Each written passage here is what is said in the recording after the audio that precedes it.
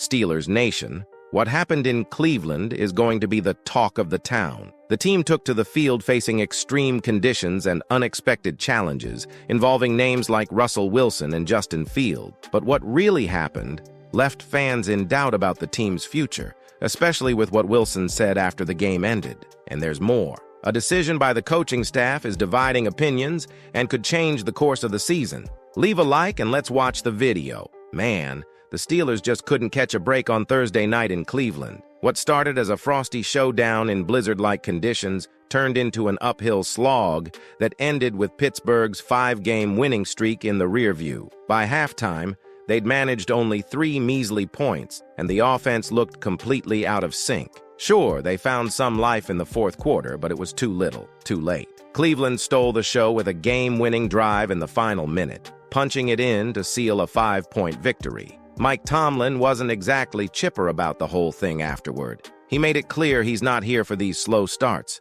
This game was a golden opportunity to create some separation in the AFC North race and maybe even sniff the top seed. Instead, the Steelers sputtered early, a mix of pre-snap penalties and sloppy execution, putting them in a hole they couldn't quite climb out of. "It took us too long to warm up to the action," Tomlin said.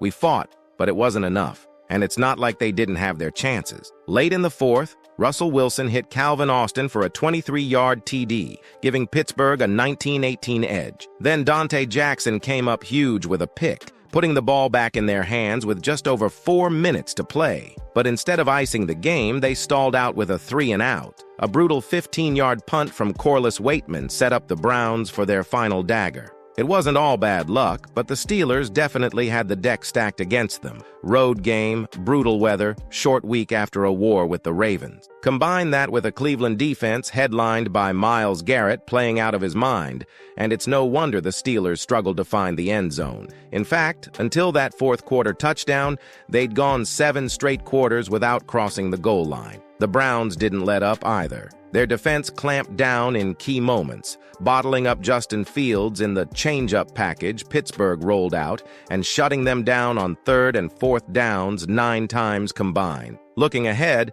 the Steelers have no time to wallow. The schedule is only getting nastier, with matchups against the Bengals twice, Ravens, Eagles, and Chiefs still to come. If they want to survive that gauntlet, they can't keep relying on Chris Boswell's leg to bail them out. They've got to fix this sluggish offense during their mini-bye or risk watching their playoff hopes evaporate. So, fans, what do you think?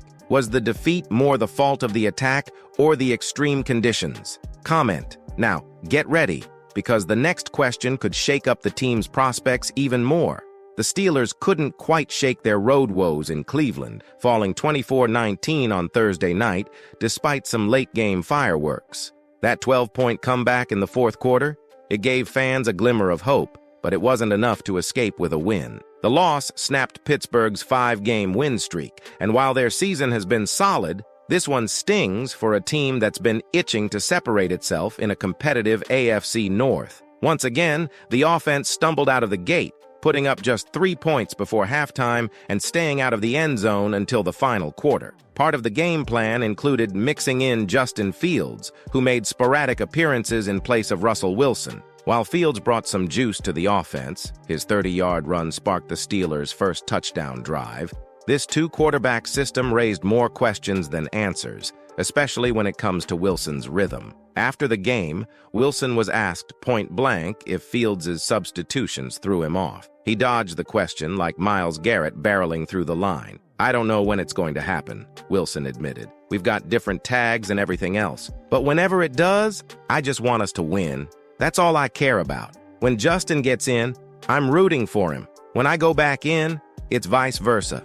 It's the team-first answer you'd expect, but let's be real. It's got to be tough for the guy to get into a groove when he doesn't know when his next snap is coming. The concept behind this approach is intriguing. Fields is a dynamic runner, and in those sloppy Cleveland conditions, his mobility added a new dimension to the offense. But there's a fine line between being creative and disruptive. If Wilson can't find his rhythm, or if Fields is too predictable when he steps in, the system risks backfiring. The biggest challenge? Balance. Fields looked electric on that long run and even finished a drive with a handoff to Jaylen Warren for a score. But he also got stuffed on a critical 4th down, highlighting the risk of over-relying on his legs. If the Steelers want to keep defenses guessing, Fields needs more chances to air it out when he's on the field. And Wilson?